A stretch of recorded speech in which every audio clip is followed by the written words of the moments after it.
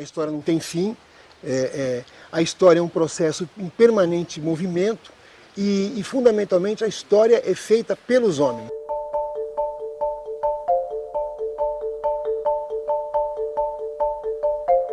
Todas as verdades, vamos colocar entre aspas, elas são históricas, elas valem para o momento. Elas não valem nem para o passado e nem para o futuro. Você explica a realidade a partir dela mesma.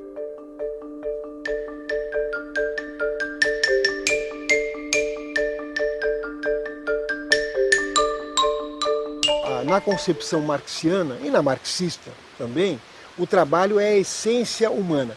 O homem é produto de si mesmo, portanto o homem é produto do trabalho.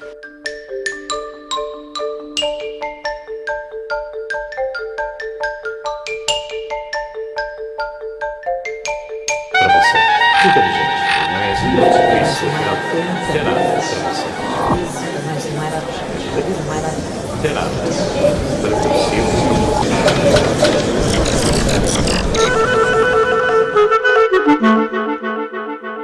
Professor, primeiramente eu gostaria que o senhor dissesse para nós o que é a sociologia para o Marx? Bom, a rigor o Marx não é um sociólogo, né? Primeiro porque a sociologia nasce depois da grande produção da teoria social, do Marx, da sua teoria social.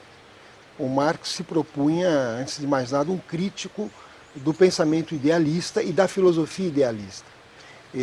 Exatamente por isso ele vai incorporar na sua teoria social não só a crítica à filosofia, de um lado, mas vai também incorporar, de outro, a crítica à economia política, tentando articular tanto uma visão de destruição das velhas formas ideológicas, que ele vai chamar de ideologia, aí no sentido de concepções idealizadas do mundo, e ao mesmo tempo das formas de organização econômica da sociedade.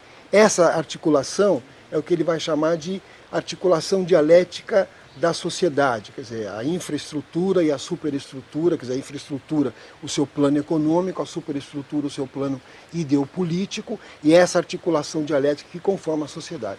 Por isso que não dá para dizer que, a rigor, o Marx seja um sociólogo, ainda que a sociologia possa utilizar o seu método analítico para fazer seus estudos sobre a sociedade. A importância, então, dele para a sociologia é por conta do método? Qual que é a importância de Marx para a sociologia? Eu acho que é por conta, de um lado, do método, né, do seu método inovador. Você pode dizer que o método do Marx ele tem um aspecto revolucionário, nucleado na crítica das velhas formas analíticas. Porque as velhas formas analíticas ocidentais, elas tinham toda uma tradição grega, elas vinham da grande tradição do pensamento clássico grego, dos métodos fechados, quer dizer, das formas, eu diria, quase que estruturadas em começo, meio e fim, né, de análise dos processos sociais. O Marx vai dizer, depois que eu consegui estruturar um método, superando a dialética do Kant e a dialética do Hegel, onde ele tem muita identidade com essa dialética do Hegel, eu consigo entender que não há mais verdades absolutas. Inclusive o Engels, seu grande companheiro de trabalho, vai dizer num texto clássico, analisando o que eles tinham feito ao longo da vida, já um texto que ele escreve, o Marx já tinha morrido, ele vai dizer que a grande novidade do pensamento é que tudo passa a ser absoluto e relativo ao mesmo tempo. Por quê? Porque, na verdade, todas as verdades, vamos colocar entre aspas, elas são históricas, elas valem para o momento. Elas não valem nem para o passado e nem para o futuro. Você explica a realidade a partir dela mesma. Eu não posso usar um modelo do passado para avaliar o modelo do presente. E eu não posso usar o modelo do presente para avaliar o futuro, porque o futuro só vai ser avaliado ao longo do seu próprio processo de construção. Então não há mais fim da história, a história não tem fim, a história é um processo em permanente movimento e fundamentalmente, a história é feita pelos homens, homens no sentido humanidade, pela humanidade. Qual é o contexto histórico do aparecimento, do surgimento de Marx? Eu já havia tido a Revolução Industrial, né? Ele vivia já num mundo capitalista, e gostaria que o senhor comentasse momento, o tempo histórico que ele viveu? Olha, o Marx é resultado de um processo histórico. Vamos agora usar o próprio método do Marx. Quer dizer, não há Marx sem Descartes, sem Spinoza, sem Kant, sem Hegel, não é? Sem os iluministas. Marx é uma síntese, vamos assim dizer, de um processo de construção de um pensamento que nasce com a Revolução Burguesa, com a construção do capitalismo, não é? E o Marx é uma síntese não só desse processo, eu diria, heróico, do período heróico da construção do capitalismo, do chamado racionalismo burguês. Marx se apresenta como uma ruptura e uma continuidade do racionalismo burguês. Continuidade em que sentido? Ele não nega em nenhum momento o racionalismo que aparece com a Revolução Burguesa, que aparece com a sociedade capitalista, mas, de outro lado, ele nega as formas que se constroem, as formas ideológicas e materiais que se constroem a partir do capitalismo. Ou seja, ele passa a apontar as contradições que o capitalismo possui, ele passa a tentar demonstrar que o capitalismo também é histórico e que há uma possibilidade histórica de sua superação. Como ele pensava o trabalho? Ele pensava o trabalho como centro não só da sociedade, mas o trabalho era a essência humana. Ou seja, porque ele fala, que trabalho ele está dizendo? Não é esse trabalho cotidiano, que as pessoas saem, levantam de manhã, vão para o seu trabalho, bate o ponto e voltam. Ele vai dizer, a noção de trabalho do Marx é uma noção que ele vai chamar de praxis, onde há uma conexão entre o fazer e o pensar. Então ele vai dizer que o ser humano é produto da sua própria obra. A cada ação humana corresponde à construção de uma forma de pensamento sobre essa ação. Ele vai chamar esse conjunto da ação humana de praxis. E esse conjunto da ação humana, que não é somente agir, mas é o agir e o pensar, essa conexão dialética entre ação e pensamento, é a noção de trabalho que vai ser o núcleo da sua concepção de humanidade. Ele vai dizer, o homem é produto de si mesmo, portanto, o trabalho é o criador do homem. O homem sem trabalho não é homem. Todas as formas sociais humanas, ao longo da história da humanidade, se constituem através de formas históricas de trabalho. O que eu quero dizer com isso? A cada momento da organização da humanidade, ou da objetivação dos seres sociais, das sociedades humanas, o trabalho ganha formas diferentes. Se nós pensarmos numa sociedade arcaica, tribal, por exemplo, ali você tem um trabalho comunitário, onde a divisão social do trabalho é feita por sexo, porque as formas de propriedade são coletivas, então é uma divisão sexual do trabalho, não é? O homem caça, pesca, enfim, guerreia, e a mulher planta, constrói, tece cestos, tecidos, cuida das crianças, etc. Essas sociedades que são comunitárias, elas têm uma divisão do trabalho onde não há hierarquização da forma de produzir. Nas sociedades onde você tem propriedade privada, e onde já tem embriões de formas de Estado, obviamente você já vai ter divisão de classes ou castas, e aí o trabalho também ele vai estar organizado de acordo com a estrutura produtiva e com as formas de propriedade. Então, se você imaginar uma sociedade palacial, aquela, vamos pensar, babilônica, no tempo do Hammurabi, né? Então ali eram sociedades camponesas, onde os camponeses trabalhavam a sua própria terra, mas pagavam um tributo ao Estado. E o Estado tinha os seus escravos estatais.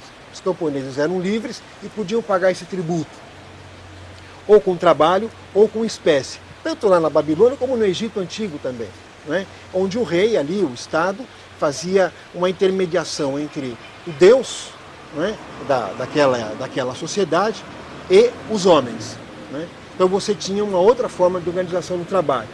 Numa sociedade escravista grega, por exemplo, dos gregos antigos, havia uma propriedade privada do escravo. Então o escravo trabalhava para um senhor, né? Então onde você tinha toda uma estrutura escravista que garantia as formas de propriedade, né? Que garantia inclusive as formas políticas. E a escravidão garantiu o surgimento da democracia, por exemplo, né? No capitalismo, o trabalho é livre, né? O trabalhador vende a sua força de trabalho e o empresário capitalista compra a força de trabalho. É uma sociedade baseada na propriedade privada dos meios de produção e é uma sociedade fundamentalmente organizada em função da produção de mercadorias. Então, obviamente, isso implica numa necessidade de um trabalho livre e de um trabalho transformado em mercadoria. Então, obviamente, que o Marx, quando vai analisar a construção da categoria trabalho, ele vai dizer, olha, toda forma social tem uma forma histórica de trabalho e no capitalismo, como elemento central, é o trabalho livre e a venda da força de trabalho que move, vamos dizer assim, a estrutura social. Mas não só isso, esse trabalho produz e a produção desse trabalho são mercadorias que são destinadas ao mercado. Não é? Então, esta dinâmica do mercado, não é, passa a absorver todas as relações sociais, tanto as relações do trabalho, como outras formas de relação. Você imaginar, por exemplo, que seria impensável para um grego de Atenas do século V, não é, ele pagar escola para os filhos.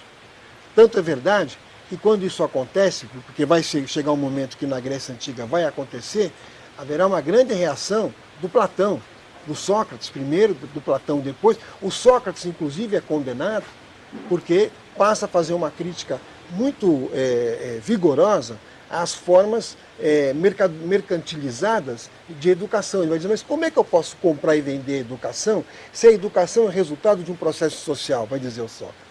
O Marx pouco que pensava mais ou menos isso. Ele dizia, poxa, a educação é resultado de uma construção social. Ela é produto social. Como é que eu posso transformar um produto social em mercadoria? Não é? Então, esse é uma das formas de compreensão do Marx daquilo que ele chama de mercantilização da vida. E mais, ele vai dizer, não só a sociedade capitalista mercantiliza a vida, como vai fetichizar a vida através da mercadoria. Como se a mercadoria ganhasse uma dimensão maior do que o seu criador. É como se você tivesse aquela relação entre criatura e criador, sendo que a criatura passa a ter uma dimensão maior do que a do criador. Aqui eu falando para você isso, me vem na cabeça aquele filme Blade Runner, o Caçador de Android, né? Onde o androide é um androide, é uma mercadoria. Só que ali, a mercadoria, ela quer se humanizar. E os humanos estão tão mercantilizados que não entendem que o androide não quer mais ser mercadoria na medida que ele é um arremedo de um ser humano e ele quer ter também uma vida de ser humano, mas não consegue. Né? Então é isso que o Marx vai chamar de fetiche da mercadoria. Quer dizer, então a sociedade tem essa estrutura. E o trabalho no capitalismo, diferentemente de outras formas sociais, por exemplo, diferentemente da Idade Média, o trabalhador capitalista ele é desprovido dos meios de produção, porque os meios de produção estão todos na mão do capitalista. O trabalhador só tem sua força de trabalho, ele vende sua força de trabalho. Então, ao vender sua força de trabalho, também ele passa a ter uma parte do seu trabalho expropriado. Então veja qual é a lógica. Se o trabalho é a essência humana, se o homem é produto do seu trabalho, quando o ser humano que vai numa fábrica e vende a sua força de trabalho e tem expropriado uma parte dessa força de trabalho, que não lhe é paga, não é? O Marx vai chamar isso é uma alienação do trabalho humano. Então uma parte do seu trabalho está alienada. Por quê? Porque quando a gente pensa no trabalho humano, nós pensamos no resultado do trabalho. Então você imagina, isso o Marx vai chamar de processo de produção de mais-valia. Tentando exemplificar. Se eu faço um contrato com um capitalista, olha, eu vou trabalhar 8 horas por dia e vou receber R$10 por mês. Dá um exemplo. Mas eu não trabalho 8 horas, desculpe, nessas 8 horas por dia, em 4 horas de trabalho, eu já paguei meus R$10, qual eu recebo. Aí eu trabalho mais 4 horas, que são mais R$10 que eu estou produzindo. Só que esses mais R$10 não vêm para mim, vão para o capitalista. O Marx vai dizer o seguinte, isto é uma expropriação do trabalho humano, e essa expropriação do trabalho humano eu vou chamar de mais-valor, ou mais-valia. E, portanto, é uma forma alienada de relação do trabalhador com a produção. Deixa eu voltar um pouco. Para o Durkheim, o trabalho ele faz parte da estrutura orgânica da sociedade. Né? Quer dizer, ele tem até um livro, ele se preocupou tanto com isso, que ele vai escrever um livro chamado A Divisão Social do Trabalho. exatamente mostrando que essa divisão do trabalho, social do trabalho, está dentro da organicidade da sociedade, faz parte da estrutura orgânica da sociedade. Mas para o Durkheim o trabalho não é a essência do homem, não está conectada com a essencialidade humana.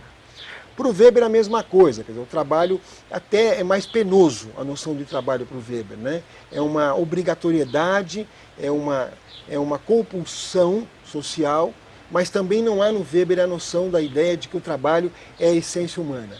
A única formulação que vai chegar a essa ideia de que o trabalho é a essência humana, a essencialidade do homem é o trabalho, é o Marx. O que significa os meios de produção e essa divisão de classes e luta de classes que o Marx pensava? Primeiro, vamos para a divisão de classes, né? Vamos pensar que na sociedade anterior, porque o capitalismo ele é histórico, não é que ele sempre existiu, não é? Antes do capitalismo existiram outras formas de organização do trabalho. Então vamos pensar que na Idade Média, naquilo que se chama de feudalismo, o artesão ele tinha os meios. O que é os meios? O que são os meios de produção? São os instrumentos de produção. Então se você pensasse num sapateiro, né? Sapateiro ou alguém que trabalhasse com couro, você dissesse para ele, olha, eu quero uma sela de cavalo. Aí ele dizia, tá bom. Aí ele ia lá num lugar onde se abatiam bois, comprava pele, ou então ia num cortume, comprava a pele do cortume, chegava em casa, cortava essa pele, montava toda a sela com seus instrumentos, costurava e te entregava essa sela pronta, né? Esse é o artesão. O que acontece no capitalismo? Não é mais assim. Primeiro, o trabalhador não tem mais os meios de produção, ou seja, não tem os instrumentos de produção. O trabalhador vende só sua força de trabalho.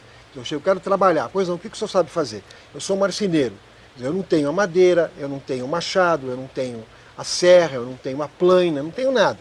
Eu chego na fábrica, a fábrica me fornece tudo. Ó, todos os instrumentos de produção estão aqui.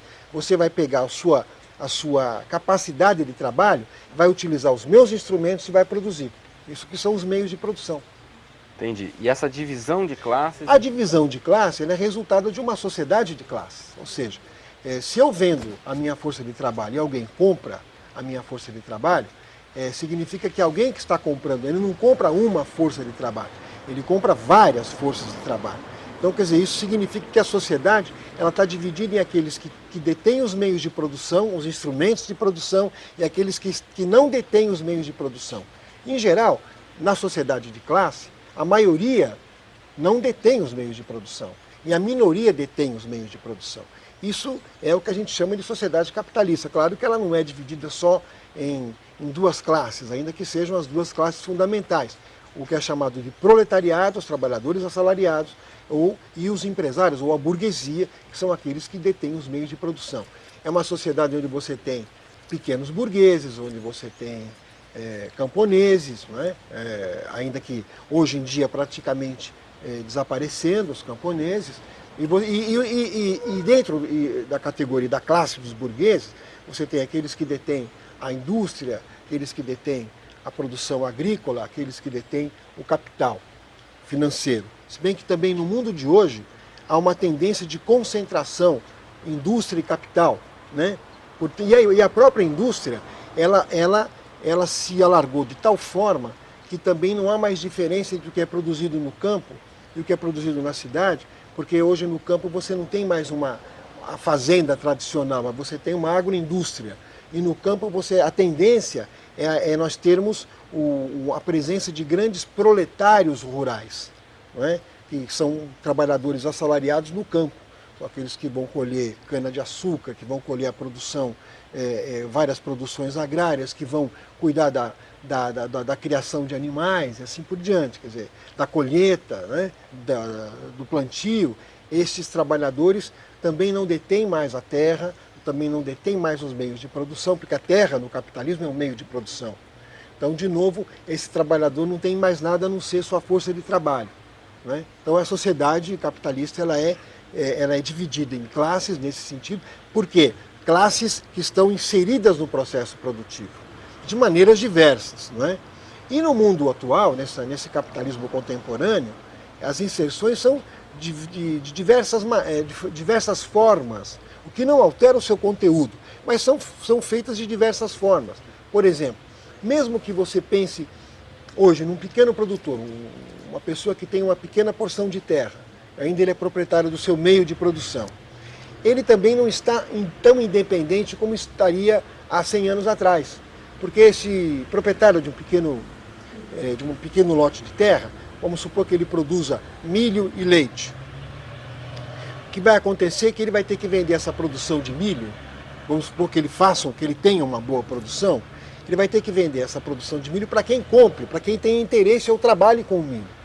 Pensemos numa grande empresa de cereais, né? Ela vai estar interessada em comprar a produção de milho desse pequeno proprietário. E uma grande empresa de produtos lácteos vai também estar interessada na produção do leite que ele produz.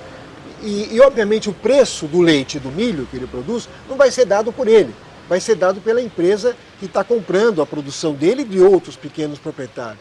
Então, apesar dele ser proprietário desse meio de produção, ele vai estar subordinado às formas de hegemonia do processo produtivo dos grandes conglomerados capitalistas, que hoje tendem a se fundir entre capital financeiro e capital industrial.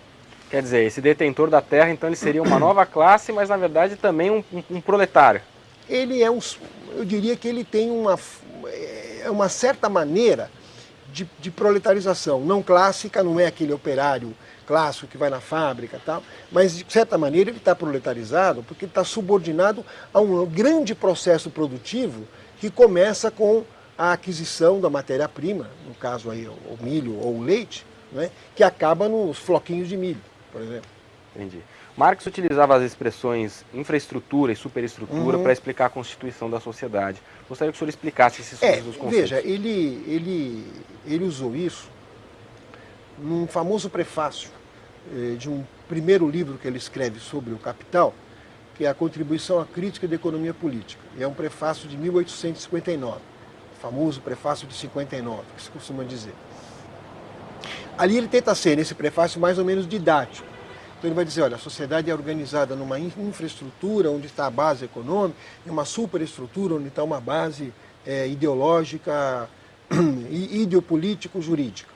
Obviamente a teoria marxiana é muito mais complexa do que isso, mas isso é uma forma de didatizar o que ele está pensando, ali em 59.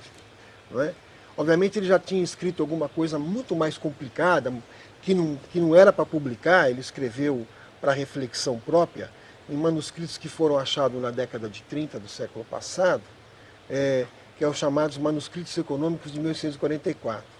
Esses manuscritos ele tende a fazer uma análise muito mais complexa sobre essas conexões da sociedade. Mas se nós fôssemos usar o termo infraestrutura e superestrutura, nós poderíamos dizer que elas só podem ser explicadas se elas forem analisadas de maneira concomitantes e conectadas. Não dá para você analisar ou a infraestrutura ou a superestrutura sem uma, né? Quer dizer, porque aí você vai estar perdendo aquilo que ele estava preocupado.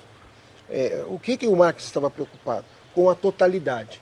Vai dizer, não dá para analisar nenhum processo social se você não entender a totalidade. Agora, o que é a totalidade? É tudo? Claro que é impossível você analisar tudo. Ele vai dizer, totalidade são as conexões que os complexos que a sociedade vai criando, são as conexões que se realizam entre os complexos que a sociedade vai criando.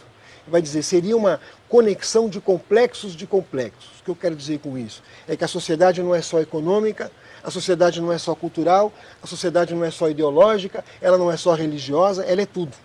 Ela é uma articulação simultânea de múltiplas determinações. Daí uma frase clássica do Marx, também nesse prefácio de 59, que vale a pena eu repetir. De cor, eu sei de cabeça, agora eu posso repetir de cor. É uma frase onde ele vai dizer o concreto, no sentido de que a sociedade, em sua complexidade, ele vai chamar de concreto, vai dizer que o concreto é concreto porque é síntese de múltiplas determinações, a unidade da diversidade. Vai dizer, eu só posso entender a totalidade de um complexo social se eu entender como esse complexo como resultado ou como unidade de uma diversidade. Obviamente, essa diversidade não se equilibra harmonicamente como analisava Durkheim. Para Durkheim, a sociedade é um harmônico. Né? Para o Marx, a sociedade é um conjunto total de contradições. Quer dizer, ela se equilibra pela contradição. Ela não se equilibra pelo harmônico, mas pela contradição. Para o Marx, a infraestrutura seria a base econômica e a superestrutura seria a base jurídica. Mas isso é uma separação que reduz o conjunto do pensamento do Marx.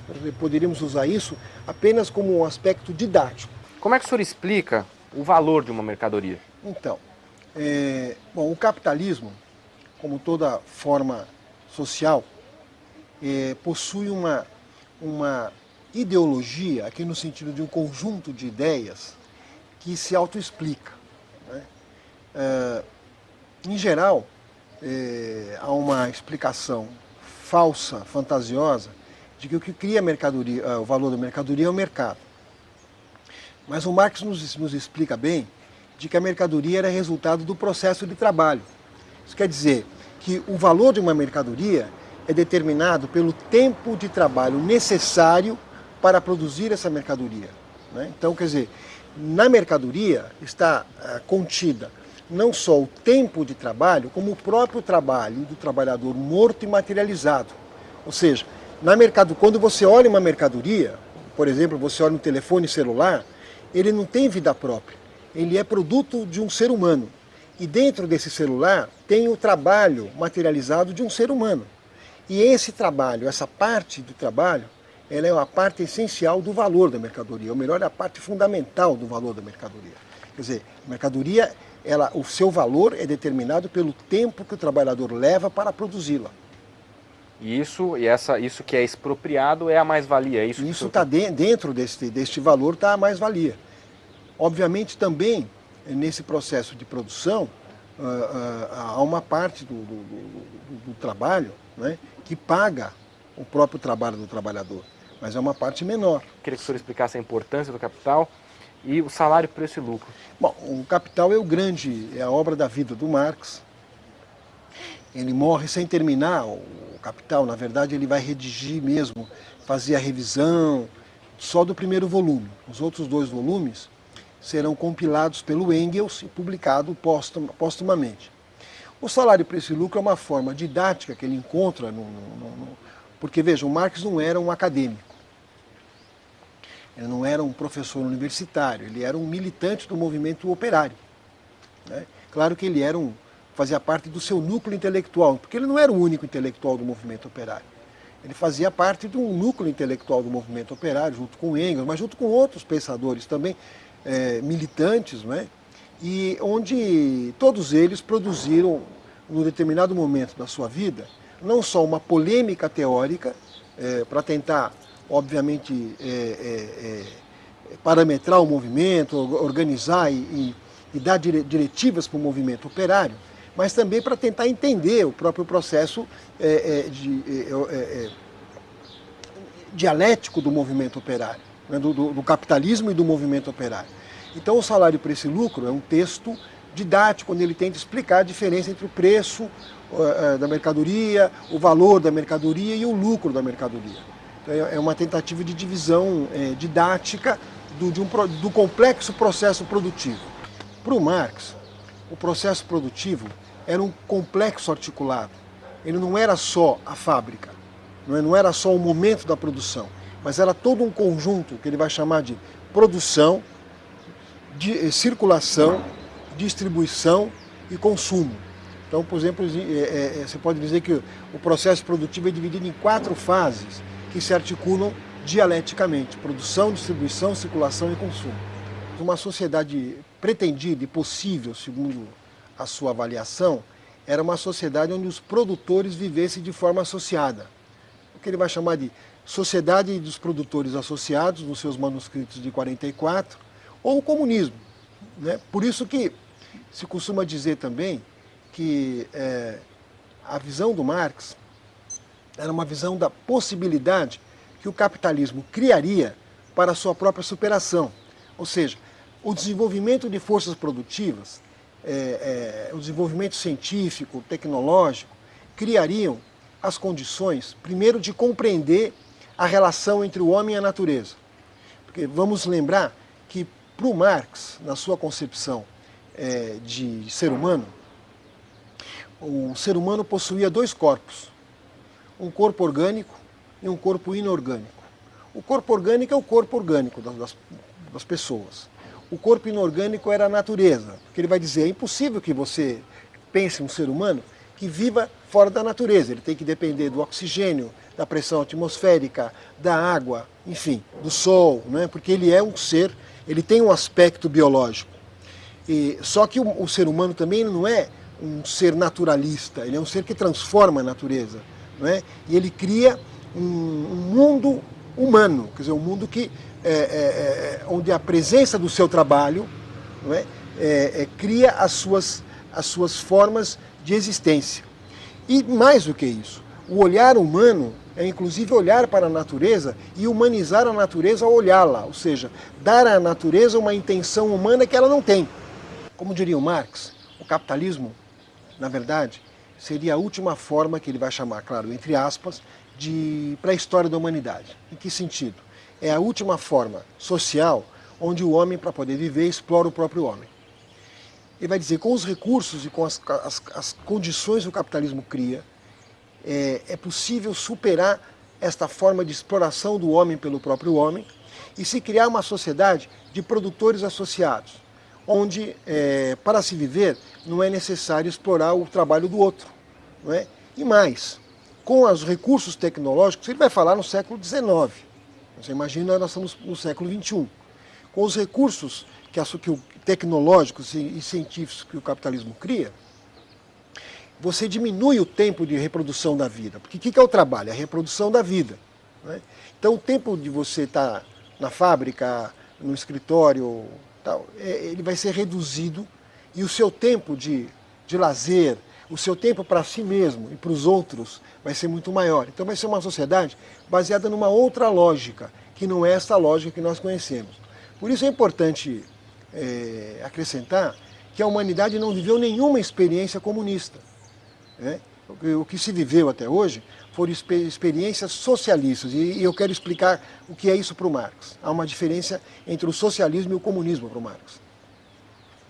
O Marx vai dizer que o socialismo é a primeira fase do comunismo, onde se prepara a transição do capitalismo para o comunismo. E isso também tem uma implicação importante, política e filosófica.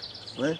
Ele vai dizer que a humanidade, ao longo de milênios, se acostumou com o Estado, com formas de poder, com divisão de classes ou estamentos, e vai dizer que, para desacostumar a sociedade ao Estado, ao poder, ao exército, à polícia, às normas opressivas, que ele vai chamar de formas de opressão e formas de alienação da sociedade, principalmente o Estado como uma forma de alienação, porque o Estado intervém e tira do ser humano a sua autonomia, é necessário que você tenha um período de transição que ele vai chamar de socialismo, onde, na verdade, o Estado se prepara para a sua autodissolução.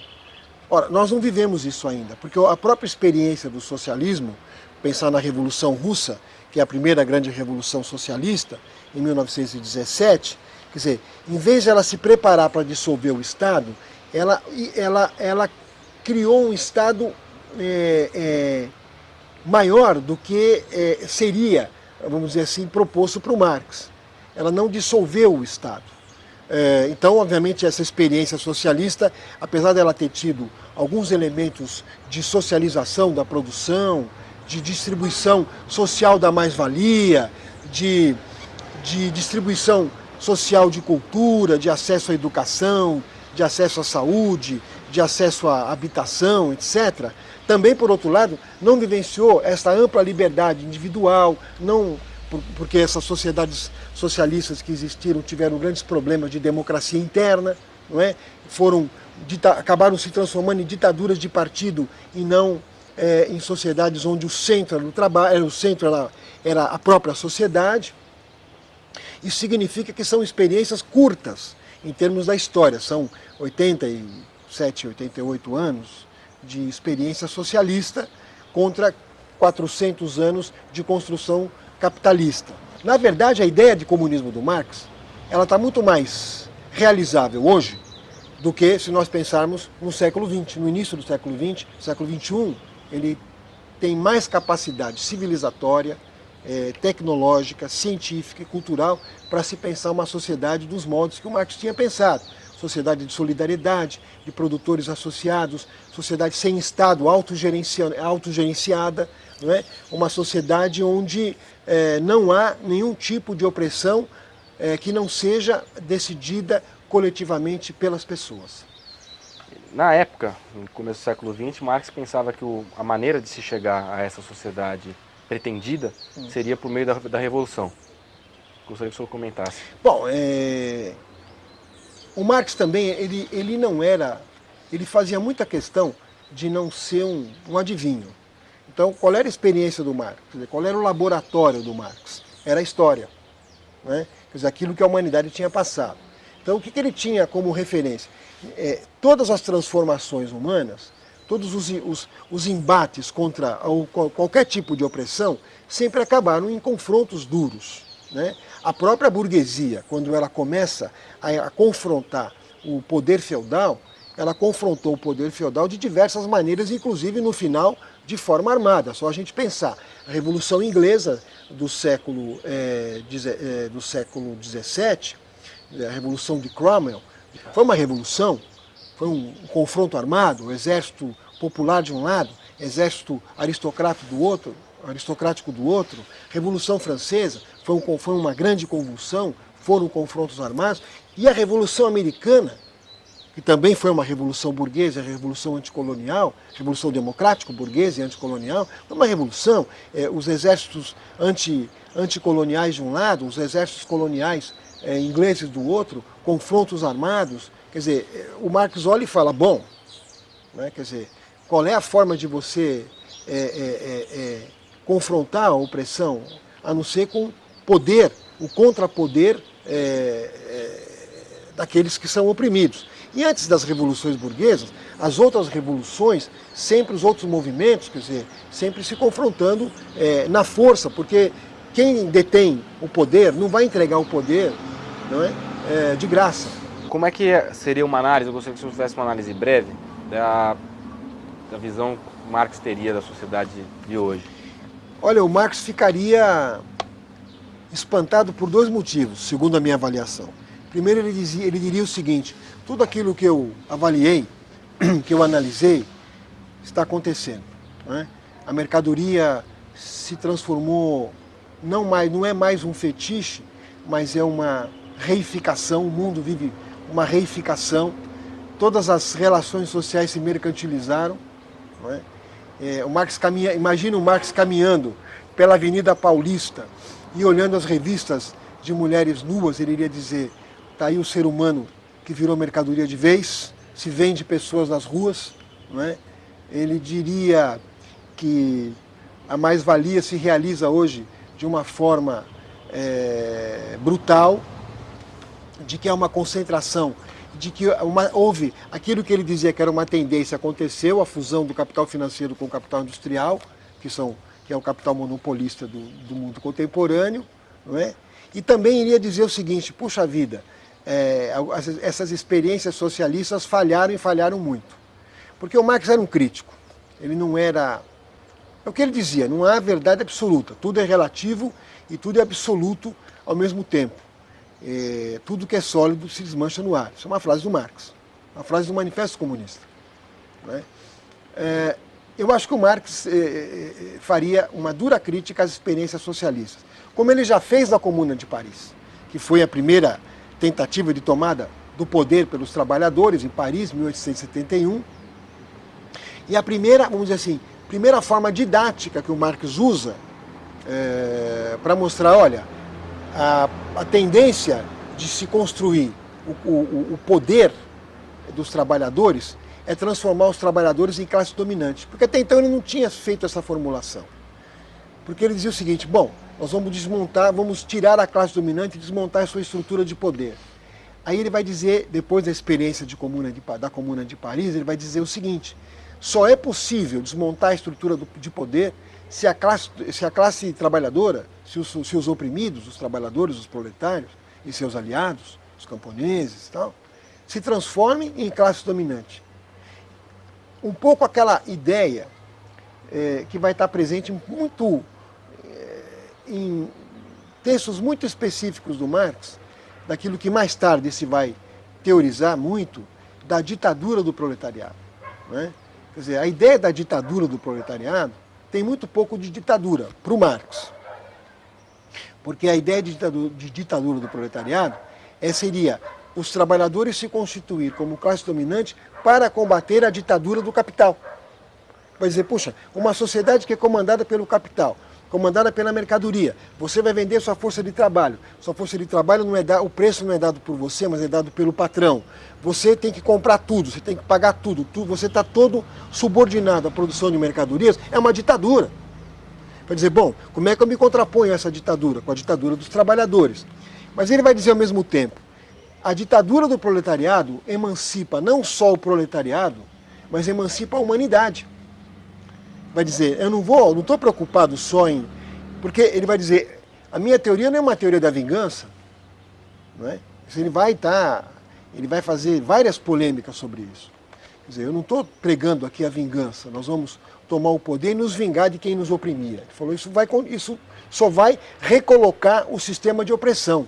Eu só posso pensar em emancipar a humanidade, emancipar do quê? Da opressão, se eu libertar os oprimidos e libertar os opressores da opressão. Então ele vai dizer, ao fazer a revolução socialista em rumo ao comunismo, eu só posso fazer essa revolução se eu tiver como perspectiva a emancipação de toda a humanidade. Para o Marx, a ideologia era uma falsa consciência. Ele vai escrever junto com Engels um livro chamado A Ideologia Alemã. Não é? E o subtítulo fica muito mais claro, crítica do pensamento. O subtítulo depois eu vou passar para vocês também, que eu não vou lembrar aqui o subtítulo no seu termo real, mas é crítica ao pensamento, à ideologia em geral e em particular a ideologia alemã. Né? O que quer dizer isso? Ideologia para ele era uma visão idealizada do mundo, era uma falsa consciência. Então ele vai fazer uma crítica da ideologia em geral, ou seja, do conjunto do pensamento ocidental e particularmente do pensamento alemão. Quer dizer, nas figuras de Bruno Bauer, de Stirner e de outros pensadores idealistas, todos eles advindos da corrente da esquerda hegeliana. Não é? Então, por exemplo, para o Marx, a ideologia significava uma compreensão falsa da humanidade, idealizada da humanidade. Daí, esta dureza dele, este combate duro em relação à ideologia. Ele era cáustico em relação à questão ideológica. Professor, é possível fazer... Quais são as principais críticas que se fazem ao pensamento de Marx? Vamos lá. Algumas são pertinentes, outras são infundadas. E algumas ainda são produtos de pessoas que nunca leram Marx e fazem críticas ao Marx. Vamos começar por aquelas que não têm fundamento. Vamos dizer, há todo um núcleo no pensamento do Marx que tenta articular a realidade com a teoria. Né? Quer dizer, nenhuma formulação do Marx está desconectada do mundo real. O Marx era rigoroso nessa questão. Tinha um espírito científico muito aguçado e uma rigorosidade conceitual muito forte. Quer dizer, ele não inventava nada. Tudo aquilo que ele descrevia eram as dinâmicas que ele via no mundo real. E ele mesmo dizia, não dá para você fazer nenhuma abstração se essa abstração não tiver como fundamento a realidade. Ponto. Segunda questão da crítica do Marx. Olha, o Marx vale para o século XIX, não vale para o século XX, nem para o século XXI. Isso é também uma incorreção analítica, na medida em que, quando Marx analisa o capitalismo, a dinâmica do capitalismo, ele demonstra, e a sua teoria social demonstra, que essa dinâmica não se alterou no seu fundamento. Quer dizer, o capitalismo continua sendo uma sociedade movida pela produção de mercadorias, continua sendo uma sociedade que compra e vende força de trabalho, continua sendo uma sociedade baseada na propriedade privada dos meios de produção. Portanto, quer dizer, a estrutura fundamental do capitalismo continua funcionando. E existe ainda uma outra crítica, a teoria do valor do Marx não é válida, quer dizer, fica muito difícil dizer que a teoria do valor do Marx não é válida, justamente numa sociedade onde ela é baseada na produção de mercadorias, não é? E essas mercadorias geram o movimento não só do capital que ela produz, não é? E esse próprio capital, hoje, ele criou uma dimensão tão grande que também ele se transformou, como na mercadoria, num grande fetiche. Então fica muito difícil fazer essas três, que em geral são as três críticas básicas do Marx. O que é pertinente? Não é? É pertinente você dizer o seguinte, olha, muitas das análises do Marx estavam datadas, óbvio, porque o Marx, afinal de contas, ele nunca se propôs a ser bidu, não é? Ele se propôs a ser um analista da sociedade. Então, obviamente, ele não poderia analisar aquilo que ele não viveu. Ele morre no século XIX, finais do século XIX. Você pode dizer, olha, muitas das conexões que o Marx fazia nas análises das classes sociais, hoje já não tem mais, não se sustentam por si só, eu diria claro, né? Mas você parte do pressuposto do Marx para você entender o mundo de hoje. O que é válido no Marx? Válido no Marx, a sua crítica ao sistema de funcionamento do capitalismo, ela está absolutamente de pé, e fundamentalmente, o que é importante ressaltar, o essencial do Marx é o método. Não é? Método que tenta apreender o mundo em seu movimento, em suas contradições, em suas complexidades. Marx jamais criaria um tipo ideal como Weber criou, ou um tipo social como Durkheim criou. Para Marx, todas as categorias analíticas são históricas, portanto elas têm data de validade também. Quer dizer, só vale eu falar de mercadoria enquanto mercadoria, veja, mercadoria no capitalismo, se eu entender a mercadoria, a função da mercadoria que ela tem no capitalismo. Porque a mercadoria sempre existiu, o próprio Marx vai dizer. Agora, se eu penso a mercadoria, por exemplo, no mundo antigo, lá no mundo dos romanos, dos gregos, ela tinha um valor de uso. Eu comprava essa mercadoria, ela tinha um valor também, porque ela também tinha trabalho morto, materializado do ser humano e tal. Mas eu comprava essa mercadoria para consumir. Então eu preciso de um casaco, eu comprava um casaco e para vestir porque eu estou com frio. No mundo do capitalismo, a mercadoria ganha uma outra dinâmica. Aí o Marx vai dizer, aqui ela tem uma outra característica. E o mercado que você tem no capitalismo não é o mesmo mercado que você tem no mundo antigo. Vocês poderiam perguntar o seguinte, puxa, mas os fenícios não eram grandes comerciantes no mundo antigo? A Grécia não era uma grande talassocracia, que significa uma grande potência marítima e comercial? Era. Mas o que se circulava ali? Mercadorias? Sim, mas era o excedente da mercadoria. Porque, antes de mais nada, se produzia mercadoria para o consumo. Para eu comer, para você comer, para se vestir e tal. O que sobrava se circulava e se trocava. No capitalismo, se produz essencialmente para o mercado. Então ele tem uma outra característica. Então eu não posso colocar o mercado do mundo antigo com o mercado do mundo contemporâneo. São coisas diferentes. Então o método do Marx ele é muito rígido nisso, é muito rigoroso. Quer dizer, eu não posso analisar nenhuma categoria fora do seu tempo e do seu espaço histórico. Tá. Então eu acho que isso é o que se preserva do Marx num aspecto fundamental, quer dizer, o seu método, a sua capacidade de aprender as dinâmicas, as complexidades das dinâmicas sociais, suas articulações e sua historicidade.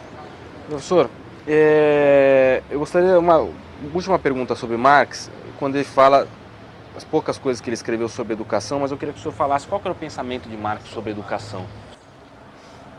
Também o Marx não tem nenhum estudo sistematizado sobre educação, mas ele dá algumas dicas. A dica fundamental é de que a ação humana é uma ação educativa permanente. Quer dizer, a ideia da praxis, quer dizer, de fazer aprendendo e aprender fazendo, quer quer dizer, a conexão entre que o ser humano é produto de si mesmo, eu acho que tem uma intrínseca noção pedagógica de que o homem se autoeduca através da sua ação. Eu acho que o primeiro núcleo da ideia de educação do Marx. Agora, ele vai dizer que nas sociedades, em geral, toda a estrutura educacional visava legitimar a sociedade existente, né? Mas isso não aconteceu no passado e no capitalismo não é diferente. Só que o capitalismo ele vai ser a primeira forma econômica da humanidade que vai fundir de maneira estreita trabalho e conhecimento. Desculpe, produção e conhecimento. E trabalho também. Por que eu estou dizendo isso? Porque a produção, a ampla produção de mercadorias exige uma permanente criação de recursos técnicos e científicos para poder aumentar o processo produtivo. Isso gera, obviamente, contradições. A educação não é meramente uma educação como era no passado, doutrinária, ainda que o doutrinarismo continue presente no capitalismo. Mas se você pensar que na Idade Média toda a educação era somente doutrinária, você estudava somente a partir dos núcleos e dos parâmetros do cristianismo, isso desaparece no capitalismo. Quer dizer, você vai ter o surgimento de um pensamento materialista, você vai ter o surgimento de um pensamento laico, e a própria necessidade da ciência vai formar as pessoas num espírito muito mais aberto, muito mais no espírito da curiosidade, do querer saber, não é? Da laicidade, porque é necessário ser laico no capitalismo, não é? Do que nas outras formas sociais. Portanto, isso nos ajuda a compreender que para o Marx a educação era fundamental no sentido de que as pessoas se apropriassem de tudo aquilo que a humanidade tinha produzido. O capitalismo, a primeira coisa que ele faz é separar o Estado da religião. Ele cria um Estado laico. Mas ao mesmo tempo que ele cria o Estado laico, ele continua com o núcleo doutrinário. Qual é o núcleo doutrinário? Que o capitalismo é muito bom, que as formas jurídicas que o regem são boas, que é boa a propriedade privada, que é bom vender e comprar força de trabalho, esse tipo de coisa. Isso ele vai dizer de várias maneiras. No entanto, vai dizer o Marx, o acesso à escola no sistema capitalista, ele é seletivo e ele é de classe. Obviamente, se você pertence às classes dominantes, você vai ter um ensino muito mais sofisticado, você vai ter um acesso à escola muito mais facilitado, à escola, à universidade, porque você tem dinheiro, porque você tem condições. E, obviamente, aquele que é filho do proletário, ele vai ter o acesso à escola que dê condições para que ele manuseie as máquinas. Quando ele aprender tudo aquilo que ele precisa para manusear as máquinas, está muito bom. E para a universidade é outra questão, não precisa, porque ele não precisa ser médico, ele tem que ser operário, né? É isso que vai dizer o Marx, eu acho que corresponde um pouco com a realidade. Só que no mundo contemporâneo, também as contradições do capitalismo vão criando outras questões. Por exemplo, na medida que se sofistica o processo produtivo, onde o processo científico da produção é muito maior, obviamente o trabalhador precisa agora ter um ensino muito mais sofisticado. Então ele vai ter que ter acesso a conhecimentos muito mais sofisticados. Você imagina que hoje você vive na sociedade da robótica, da química fina, da informática. Então, obviamente, o trabalhador vai ter que ter acesso à engenharia eletrônica, vai ter que ter acesso à engenharia da biotecnológica. Então, obviamente, que essas contradições vão se agudizando e o que o Marx chama de o motor da história, a luta de classes, não é, entre os oprimidos e os opressores, vai ganhando novas dimensões e novas formas, e diria novas qualidades. Há uma coisa que é necessário dizer, que a escola é aparelho ideológico do Estado. Quer dizer, quando eu dizia o aspecto doutrinário da escola, não é, a escola é reprodutor do sistema. Isso a vida, em todas as sociedades humanas, as escolas, os núcleos de ensino, foram reprodução dessa própria sociedade. Legitimação ideológica dessa sociedade. Quando o Marx diz que o ensino tem que ser politécnico, ele quer dizer, se você falasse nos termos contemporâneos, que o homem tem que ter amplo acesso ao conhecimento. Agora, é claro que você, numa sociedade tão tecnológica, tão específica, obviamente que algum tipo de especialização você vai ter que ter, pelo menos nessa que nós vivemos. Sei lá como é que vai ser no futuro, não é? Mas é claro que você não necessita, para ser engenheiro, somente aprender engenharia. Por que você não pode ser um engenheiro que aprenda história, que aprenda filosofia, que aprenda arte, não é? Que conecte a tua ação de engenheiro com o conjunto da humanidade. E assim as outras profissões. É isso que o Marx queria dizer. O politécnico seria a ampla visão daquilo que a humanidade produz. Porque tem uma outra máxima que o Marx gostava de usar. Nada do que é humano me é estranho. Então, quer dizer, nessa outra máxima, nada do que é humano me é estranho, tudo aquilo que a humanidade produz eu tenho que saber. Eu tenho que ter, pelo menos, o direito de poder conhecer. O direito de poder ir um dia visitar o Louvre. O direito de eu poder um dia visitar a Pinacoteca do Estado. Né? É isso que ele quer dizer. Maravilha, professor. Obrigado. Eu que agradeço. Para você. Inteligente, mas não te conhecer, terá para você. Terá. Para você.